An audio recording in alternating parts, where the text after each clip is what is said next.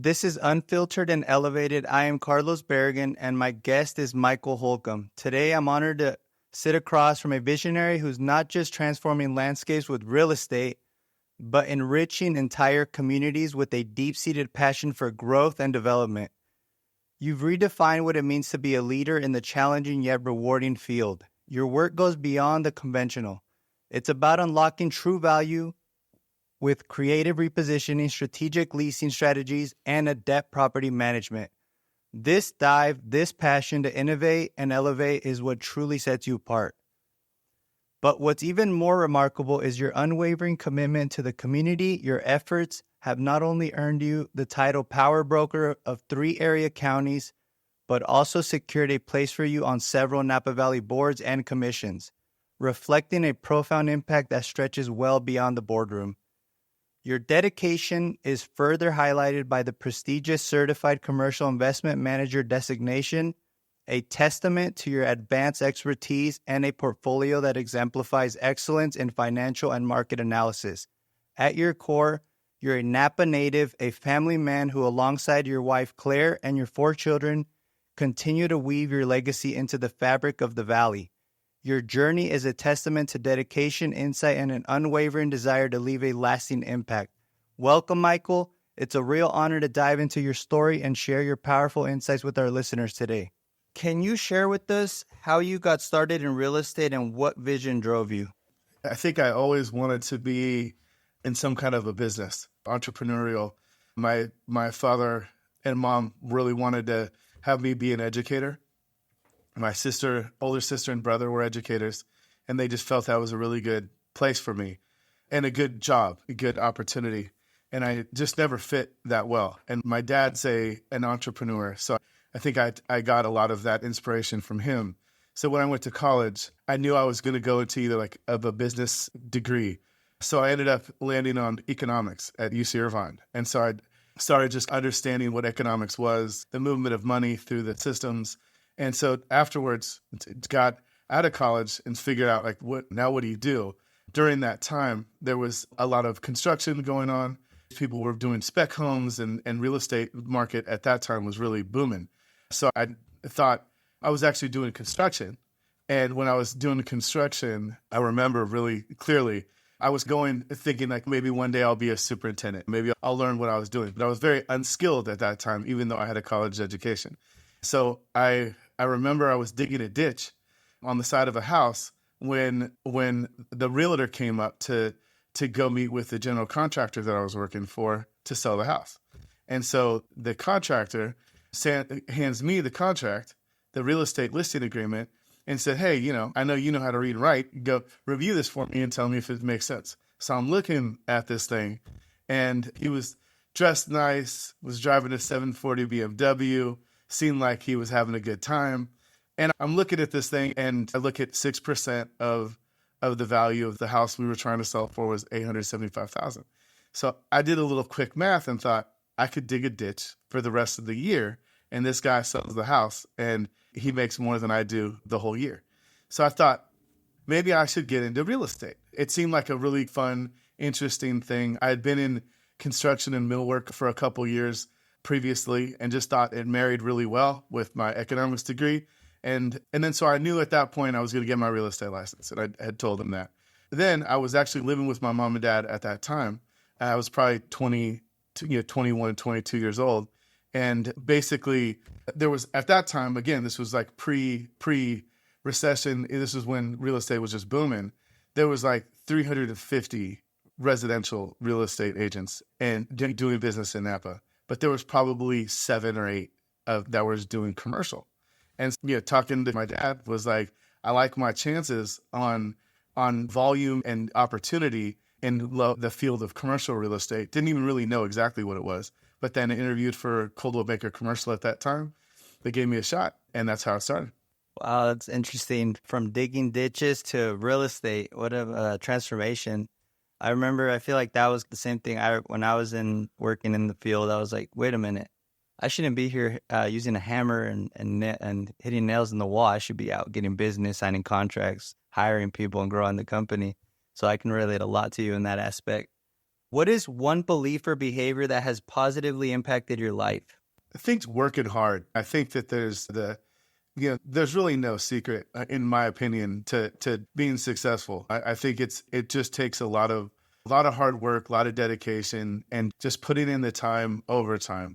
You can definitely make a big sale, really it falling on your lap or something, but longevity and continued success, it's all about working hard and doing the right thing, making sure that you're taking care of people, that you're not looking for the quick money, that you're a truly, in my field, I like to consider myself truly an advisor to my clients, to the landlords, to the tenants, to the people who are looking for investment property. There's definitely been opportunities where you can go and get somebody to get excited about a piece of property, but that might not be the right long-term play for them. And so really understanding what they're looking for and really looking for the right thing to do is, I think, why I've been doing a good job for a long time. I appreciate that. I realized that when we were setting our company vision, which is to provide the best construction experience in the world. And when we've switched that vision from just trying to help people and just trying to sign deals and try to remodel stuff, everything shifted on how we see our clients too. We're just like, you know what? Now put yourself in their shoes. Is this the best experience they can go through? Is what we're doing right now is how you're responding. And we talked to all of our staff. We're like, you guys, everything you do, focus it on that vision. And just like you did, that changes how you operate at every level. What would you say your vision is? My vision for my company? For yourself, Just myself, for your whatever. company, for whatever, like what guides you, where are you looking at in the future that keeps pushing you forward? There's a lot. I have a lot going on right now because I wear a few different hats right now. But I think it all goes back to the one thing that I will say that I think that has been a little bit of my calling card, and you touched base on it on the intro, was I'm very community centric. This is my community. This is where I grew up. This is where my kids are. This is where I met my wife. It's very important for me to represent our community and make it better for the people who are here. I think Napa has continuing to develop more and more into a specialty market where a lot of tourists like to come here. I think it's really important as a part of everything that I do when that comes into real estate brokerage, selling, leasing, selling investment sales, whether that's development projects that I'm working with my family, with other partners, with Ox and the Fox, which is the bar restaurant that I'm a part of, and Frankie's Deli, which I'm a part of, which is downtown. We're catering that to the locals. We want the locals to come and kick it, not necessarily. We know that the tourists, if we do a good job, the tourists will find us. We're in a great location for the tourists and visitors to come hang out as well. But our goal there is to have a place for the locals throughout the year. So I think that obviously work hard, do right by people, be an advisor, help people out. But really, there's with an underlying theme of representing our community and making locals feel good about everything that we're doing. It's awesome. Glad you have that in mind. A lot of people probably think all these people developing, they don't care about the locals. They're building for the tourists, but it's really both. You want to tackle both. You want to take care of your community, but also you need to make money. You need to make sure these things are working so you keep providing value to the communities. Giving your expertise in real estate, where do you see the real estate market heading in the next decade here in the Valley?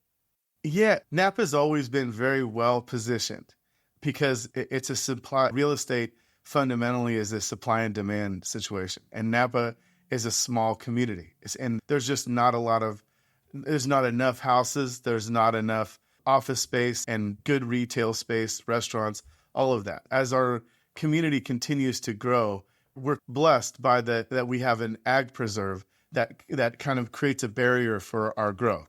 Ultimately, that means that it's probably going to get a little more expensive because not only is our community growing and the demand is there, the supply, I don't know if that's going to necessarily keep up with the demand. And then you add the visitor, the tourist, who wants a little piece of Napa County, and it just creates a little bit of a more of an expensive thing. But hopefully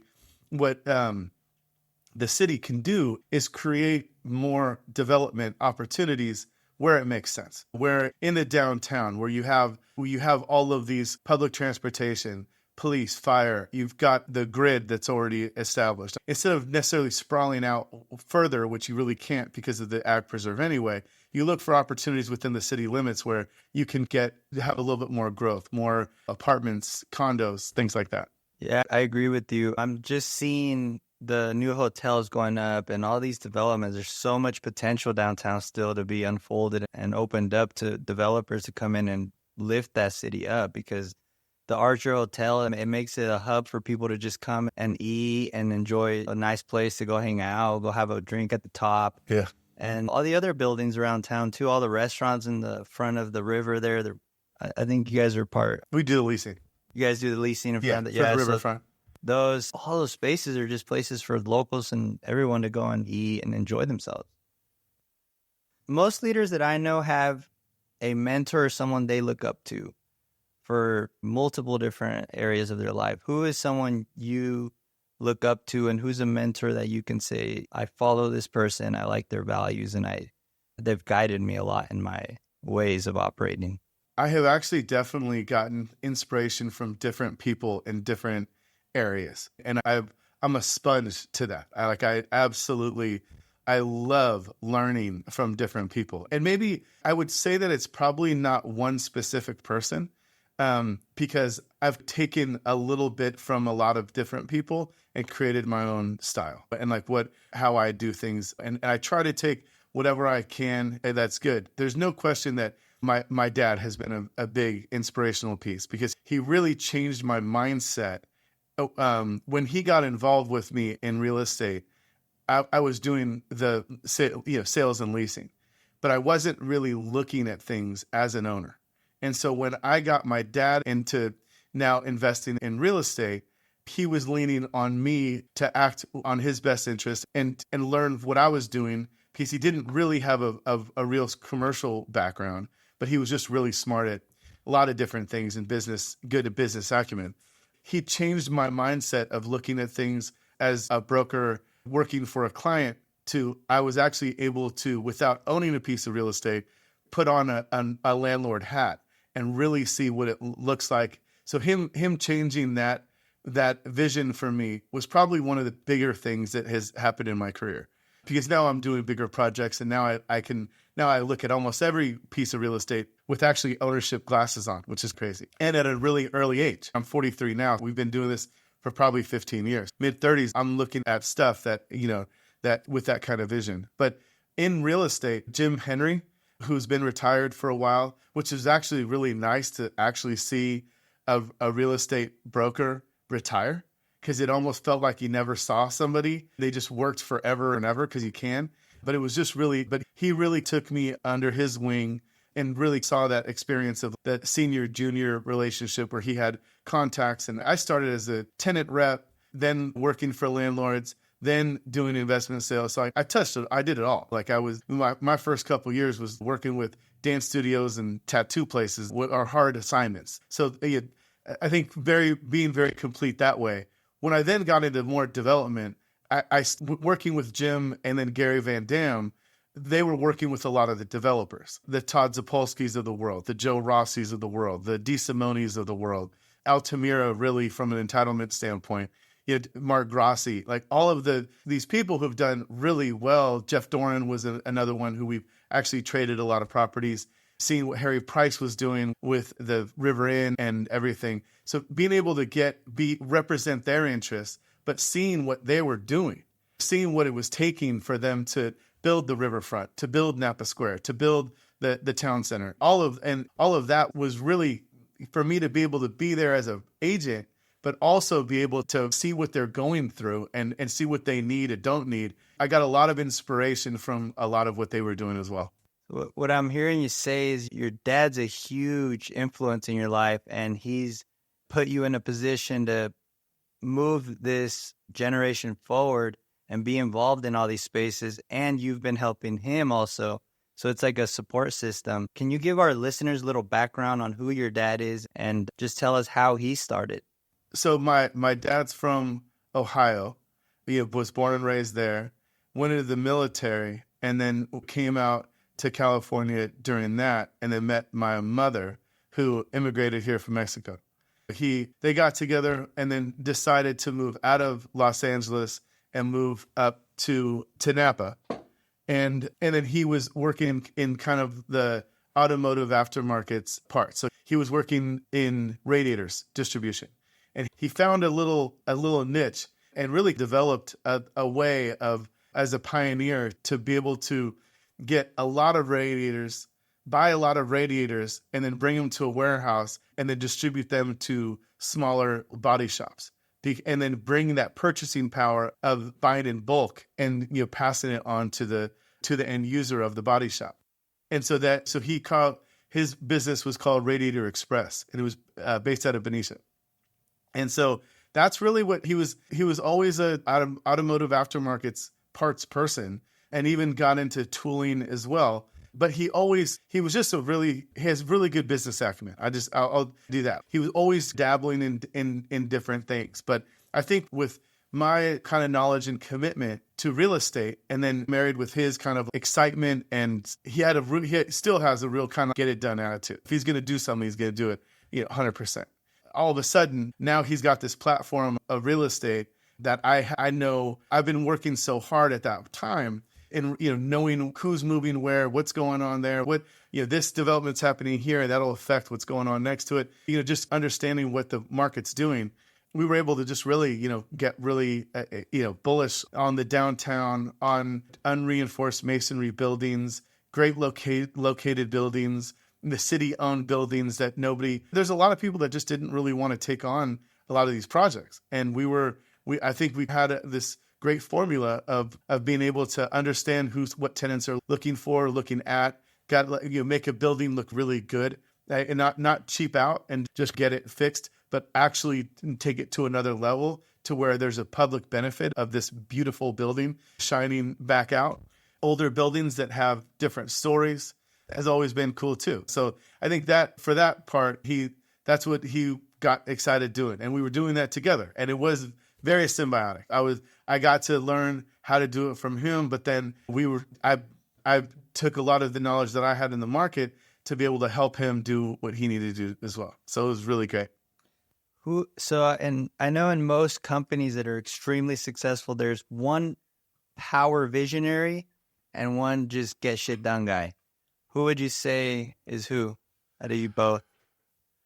Or what traits would you say you guys carry out of those? Who's the visionary and who's the just get it done guy? He is definitely the get it done guy. There was definitely things that I didn't think that we should go after. And he was just like, oh no, we're doing this. Let's gonna go do it and get it done. And he's not in the weeds on how it gets done. He just wants it completed. So that was definitely a part of the conversation. But honestly, I think we had complementary visions because we were learning this together. I was doing it from a brokerage standpoint, community standpoint, but so was he. I think we both realized that the community focus and the community benefit, the public benefit was brought it to another level. You're not just fixing a building. You're taking a building that maybe hadn't been occupied in decades and bringing it back to life and putting somebody in there that's going to create vibrancy on Main Street, on Brown Street, on First Street. So it was, I think we both had a lot of vision to it. And what I have now is seeing different buildings they're still, like you said, there's still a tremendous amount of opportunity in the downtown and in Napa County in general to bring these buildings to another level or shine things off. Food City is a really good example. It had been sitting there since 1952. It had its heyday and was just tired. And then now you bring in a vision, you bring in construction, you bring in tenancy and vibrancy, and you plant palm trees, you bring that shopping center back to life with aluminum steel and lights and signage, and it just completely changes. It's just a completely different property now than it was 10 years ago.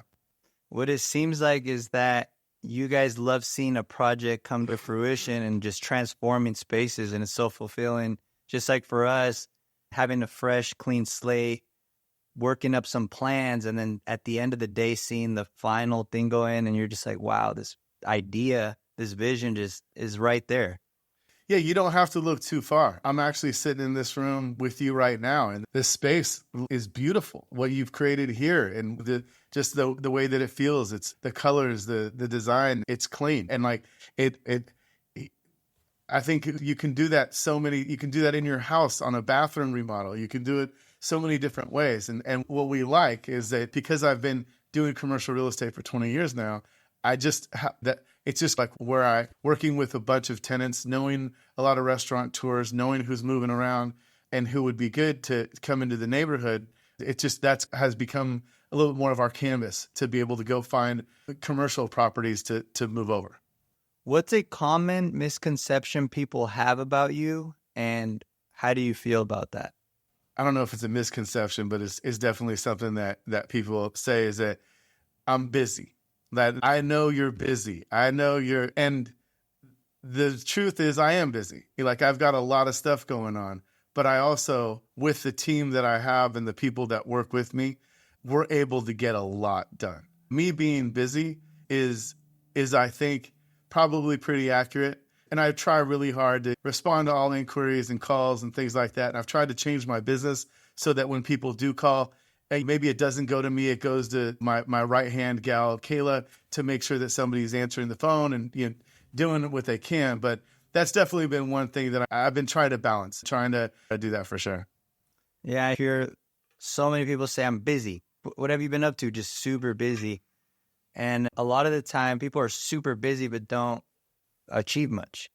And I'm glad you're busy is actually executing and helping the community and growing your company and spending time with your family. And that's a good busy. It's definitely a balance for sure, especially when you take into consideration the family, which I want to be a good husband. I want to be a great father, 4 kids. And then honestly, the boards, I'm on a fair amount of boards, which is always a little bit of a slippery slope to allocate that time to being a board of director on something that, but all the boards that I am a part of is really something that there's a reason why I'm passionate about it for one reason or another. What's the hardest thing you've ever done in your life? I'll tell you, these development projects recently that I've been involved in have just had a lot of challenges to them that I thought I knew. We had done a lot of smaller projects and maybe a couple that were a little bit bigger along the way.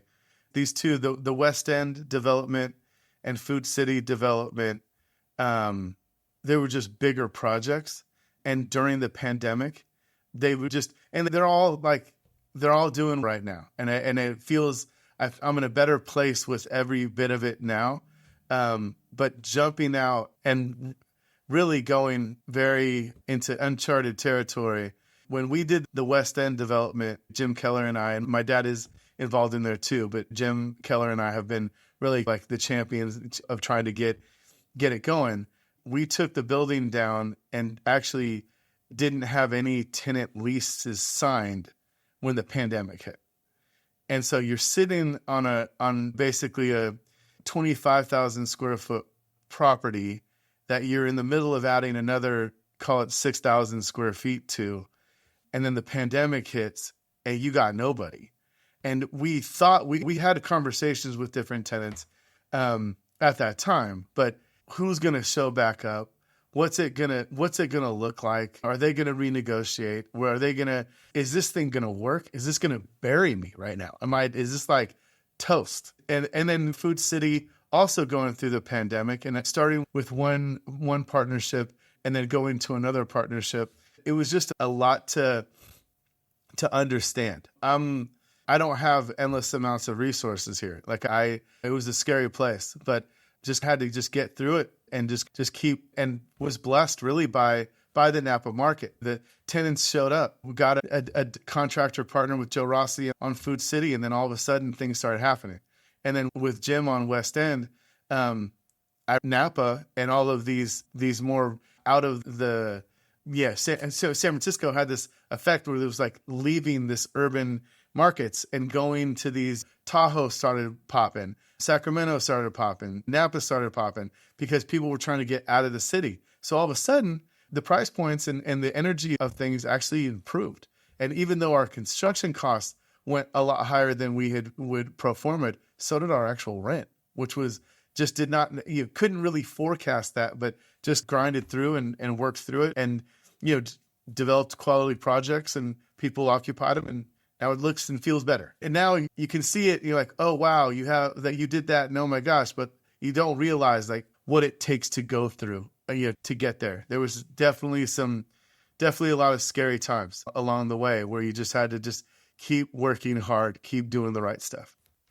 I've seen, and I've heard a couple of people tell me that when you see a property and you give it more value, that transition from no value to a place where people can come and do business, a place where people can come and live, is the most powerful source of transitioning of a property. If it's just land and you build on it, that huge transition there just builds massive value but the road's bumpy. We're developing right now a duplex in Vallejo, so I know what you're talking about, dealing with the city back and forth, planning departments, and it takes a long time. But I think once you get over that and you see the building, you're just like, wow. And the experience is invaluable. It's just invaluable. I can get an economics degree. I can get a CCIM designation, and you don't know anything about what it really takes. When you actually throw yourself into the waters, and if you're doing it right now, you fully know. If it goes well, you benefit. If it doesn't go well, it hurts. But along the way, you learn and you keep that education, you keep that knowledge. And so when you're doing the next thing, and that was another thing with working with my father on some of the first projects, I was doing it with him, and I was experiencing the full process but not it being me. It was through him. We were just all of that knowledge, all of that experience. And what I've learned now has been great. And I will take that with me on whatever I do next. Not sure what I'm doing next right now, but probably take a little bit of a breath right now and just get everything just buttoned up, but still love to do it. And it's, you just take more of that process and that education, and you learn from it and you keep doing it. Yeah, I'm a huge believer of all the education, all the books, all the class knowledge. It's great and it gives you a cutting edge, but once you get in it, it's a whole nother world. And just that hands-on experience is that's where you learn all these things that you weren't taught in school or in books or in classes. If today were your last day to be here, what would you leave behind for your kids to succeed and for everyone that knows you to just remember you for? Kids, I think my wife and I have been a real strong proponent on education. We want to get them educated the best way that we can. I think they've seen both of us, my wife and I. My wife got her master's in nursing when our first two kids had already been born, and it was a challenging time. But she now has that with her, and her working hard, me working hard has been really great for the kids. I think for everybody else, I think representing the community has been great within the businesses. I do think that's the common theme, making sure that people have a good experience, and that doing right by them, finding them, being a good advisor for clients, but then for the community, just making sure that they know that most decisions that I make are for the community, to try to, as a reflection of me for the community, back to the community. That's awesome. Thank you for that. What's your decision-making process for when you decide I'm going to do something or not? What goes through your head, or what goes through your mind, or what do you do to determine, yes, I'm going to do this or not? Great question. Really great question, because I've been thinking about that a lot. I think pre-pandemic, Napa was rolling 2018, 2019, and there was a lot of opportunities, and I got myself into a lot of different things. And going through that time, through the pandemic, what has been going on now with brokerage, with development, with business opportunities, with family, time is your greatest resource. So the decision-making process now has definitely changed. My decision-making process I think in the last couple of years was spread out. And now what I'm trying to do now is really narrow my focus. And that means to me, I've now doubled down on my brokerage business, which I've always has been what feeds my family and what I do. So, that has been really narrowing my focus on that and doing a really good job at that. And I can feel that. I can feel now that I'm being rewarded for that focus in my brokerage business. Development, I still will definitely, I still have the vision glasses on developer, owner, and all of that. And I'm sure what I think I'll probably do is be a lot more calculated on my next move. I don't know that it's going to be a 30,000 square foot building. I don't know that it's going to be a 25,000 square foot shopping center. It might be smaller. It might be faster. But right now is like just making sure that next decision that I'm very careful of that next opportunity, what it is, because I know how much time and effort it takes. And then I'm also involved in property management. I think focusing as much as I can on real estate and getting the right people in place to do anything else that I'm involved in. Maybe take a smaller role and then let somebody else who it's better served for them to take a more of a lead role. So like trying to understand you can't do everything and time is limited, and where do I focus my time? Yeah, I've realized the same thing, and I caught myself just diving into different areas, and then you see one area go down, and then you're like, wait a minute, that's the most important thing. I'm letting that go down. I'm focusing over here. So it sounds like you're 100% now focused on real estate, and a lot of the things you do are in real estate, but specifically your brokerage. Is that what you're referring to? Yeah. And it always has been. That's what's fed my family for the last 20 years has been the brokerage, but doubling down further on that and really focusing more on my team. And Cameron Jones is my right-hand leasing guy. Kayla is transaction coordination and client support, all of that, making sure that and Diana Gelot is like my visionary mentor, coach, just puts it all together, but checking in with them all the time, going and getting more listings, going to get more, and then bigger properties, investment sales. This year, I'm already probably more engaged with bigger properties that I'm listing Cole's Chop House, that whole block downtown, for $22.5 million. I've got a big warehouse for about $7 million that I've got big apartment complex that I'm working on for between $30 and $50 million. Really taking the time and energy to focus on those bigger opportunities. And then also with Cameron to still do everything that we have been doing. If it's a little small building on Jefferson Street, we'll sell it. If it's a little small office, too small, we don't really want to mess with it too much, but whatever we need to do, we're just doing it all. So we're just doubling down on do we need more people to help us? Do we need social media, what we were talking about? Whatever we need to do to really just keep focusing and growing the brokerage side. So every entrepreneur goes through countless failures on their way to success, and it's a bumpy road. Just personally, I've been in all kinds of crazy stuff, lawsuits, employee issues, just everything comes up.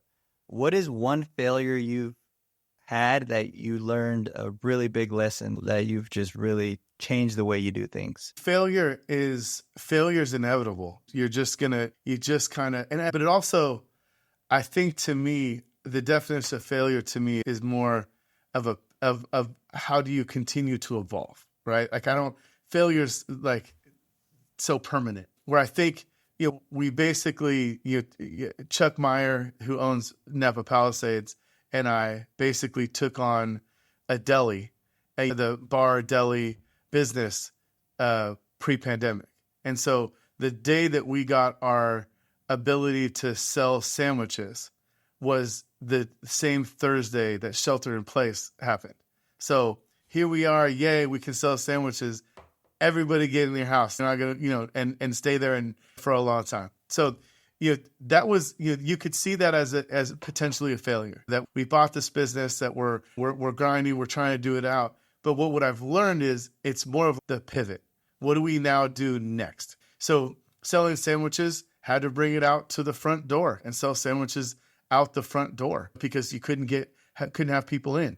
Applied for a liquor license and won it. So instead of it being a wine bar, now we're actually a bar, and there's more margins and we can actually do more. And so we've just continued to pivot Yeah, there's definitely been failures along the way. I think some of the failures that I have felt has been saying yes to too many things and not being able to really deliver and give it what I needed to. But that again, that could be treated as a failure, could also be treated as a pivot or a learning experience of what I need to do or be able to say no to. You just learn from whatever experiences you have. I have the same view on failure, and I don't even like to use that word. I don't see a failure as failing unless you give up. Like, to me, doing something and improving it, fixing it, adapting, changing is the definition of success to me. So Yeah. when you go through something, you just give up, then that's what I would say a failure is. Wait. Yeah, for sure. So what would be your ultimate vision for your company in the next 10 years, 20 years? Where would you like to see your business be? Yeah. So now that I'm a part of W Real Estate, I was working with Strong and Hayden for the last 15 years. And I felt like in order to compete, we really needed to be a little bit bigger or have resources that were larger than what we had at Strong and Hayden. And Strong and Hayden, that was like my DNA. Even though I wasn't an owner of the company, I wore that loud and proud. But I think the last couple years, as I was continuing to grow within my team, the Holcomb Realty team, felt like we needed to have more resources to be able to continue to grow. Because I had brought on at one point a couple years back a residential agent, Kim Streblo, that was working with me. And because I was referring out, and it was better to have somebody who was closer to me to do it. So I think now W Real Estate is very mature over in the Sonoma County. They got multiple offices, but to me right now, the commercial division we're now the largest commercial part of W Real Estate. So I'm going to continue to grow the commercial, not only in Napa, which is limited because it's just such a small market, but also in Sonoma County and Santa Rosa. There's a lot of buildings over there. There's a lot of big buildings over there. So I see my market evolving over there as well. But ultimately, I don't want to grow a huge company. It's all about having the right people, the right great people that you want to work with, that you want to celebrate your successes and learn from and be around. Good people. And that's what we will hope to do. More commercial. And I think there's going to be a lot more opportunity in residential, growing the residential side and just bringing great agents into the W culture here in Napa. And touching on culture, what would you say your company culture is? I think support. I think collaboration. And that's what I would like to say that it is. And that's what we're continuing to evolve to. And we were doing that at Strong and Hayden anyway. We would work well with each other, but we want to do it even better now and really giving the agents the resources they need to compete. I think now with technology, with everything that's affecting the real estate game right now, you have to be able to, we go back to the basic principles of communicate with your clients, let them know what you're doing, have them be interested in what they've got going on, do a great job. But that is the culture, is just making sure that we are advising them, helping them out, and being able to have all the tools that we can to help them evaluate their property to do what they need to do, either whether they're buying or selling or whatever. And if you could leave listeners with one thing to remember you for, what would that be? That I just love what I do. I've loved it from when I started it 20 years ago, and I just love it still today. It's always fun. It's great. Obviously, any kind of business is going to have difficult times and challenging transactions or clients or whatever. But I just get this amazing opportunity every day to go and help people find space, help people sell things. And it has a real dramatic effect on what is going on in Napa. And for me to be able to do that in my market, where I live, where my community's at, where my kids go to school, with the friends that I have, it's just truly it's a blessing. It's a total blessing. And where can people find you if they wanted to do business with you or get more information on you? Yeah, our office is on Sosco, right next to Central Valley or Slanted Door. It's the W Commercial office. That's where you're going to find me a lot. And I'm also downtown a lot Got it. And you call me, email me. Social media is something that I'm continuing to work on or learn. I don't really know exactly how all of it works, but we're trying to do better there. So that's probably not the best way to get at me. Emailing me or calling Kayla is probably going to be the best way to do it. Awesome, Michael. Thank you for coming on the podcast. It was a pleasure. Thank you for your insights and all the value you brought to listeners today. I appreciate all the questions. Thank you so much.